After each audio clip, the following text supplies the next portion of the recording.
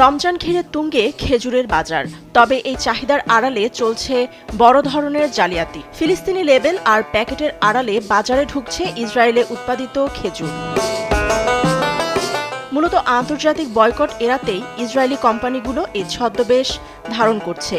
ইউরোপের বড় বড় সুপার শপগুলোতে এখন ফিলিস্তিনি পরিচয়ে বিক্রি হচ্ছে দখলদারদের খামারে উৎপাদিত এসব পণ্য।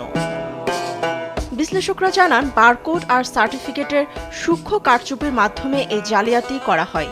ফিলিস্তিনি খেজুরের জর্ডান বারকোড শুরু হয় ৬২৫ দিয়ে, অথচ ইসরায়েলি পণ্যের কোড ৭২৯। অনেক ক্ষেত্রে ইসরায়েলি কোম্পানিগুলো তাদের খেজুর ফিলিস্তিনি মোড়কে নতুন করে প্যাক করে বাজারে ছাড়ে। তবে শুধু বারকোড নয়, চাষাবাদের ধরনেও রয়েছে বড় পার্থক্য। ফিলিস্তিনি খেজুর ঝর্ণার পরিষ্কার পানিতে চাষ হলেও ইসরায়েলি বসতির খেজুর চাষে ব্যবহার করা হয় পরিশোধিত বর্জ্য পানি, যা খেজুরের রং ও পুষ্টিগুণে প্রভাব ফেলে।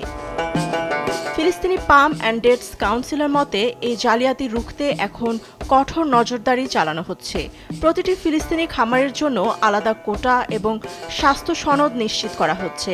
জর্ডান ভ্যালির প্রায় ৪ লাখ বাগান এবং হাজারো শ্রমিকের ঘাম ঝরানো পরিশ্রম রক্ষায় আন্তর্জাতিক ক্রেতাদের সতর্ক হওয়ার আহ্বান জানানো হয়েছে। প্যাকেট দেখে নয়, বরং বারকোড ও আমদানিকারক প্রতিষ্ঠানের তথ্য যাচাই করে খেজুর কেনার পরামর্শ দিচ্ছেন সংশ্লিষ্টরা। ফিলিস্তিনিদের জন্য খেজুর চাষ কেবল একটি কৃষি খাত নয়, এটি তাদের অস্তিত্ব রক্ষার লড়াই। তাই বিশ্ববাজারে জালিয়াতি রোধ আর সঠিক উৎস যাচাই করাই এখন বড় চ্যালেঞ্জ। নিউজ ডেস্ক, দেশ টিভি।